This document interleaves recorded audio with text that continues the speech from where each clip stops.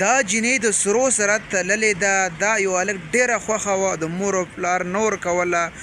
خو دا جیور سټوري دا راسه دا لازمي وګورئ، ځکه چې د یو هلک و او دا جینۍ ډېره خوښه وه او هلک هم مالدار و. نو دې جینۍ وویل ته به نجلۍ نه و خوښه او دې هلک زه به دا کوم هر شان دي بله ښځه نه کوم. هلک ډېر فسا و او د جینۍ نه جواب وکړه ته ما مې ډیمانډ وکړه، زه تا هغه ډیمانډ لازمي زه پوره کوم، ته بس ما ته غاړه کېږده.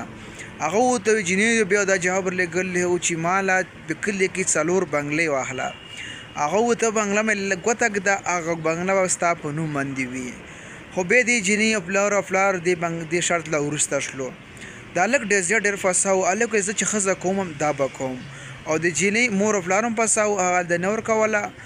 تقریبا 400 جرګې کړې وي، 400 جرګې هسې په خوله یادېږي. نو ډېر غټ زور او هلک بله کوله نه. بیا د جینۍ پلار راولګېدلو، دا ډیمانډ یې ته وکړو زما په لوره لګې ناسته یو بل په لباس سره وي، نو دا لور به تاله داسې در کوم که دا شرط منلی شي.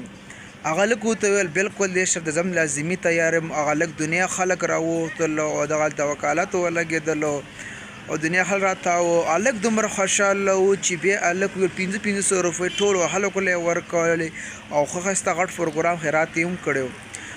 نو دغه هلک او د جینۍ د دغسې بیا رشته وشله. که تاسو دا نه منئ ګوګل کې هم سرچ کوئ، بالکل دا خبره ریل ده او دوکه فیک نه ده.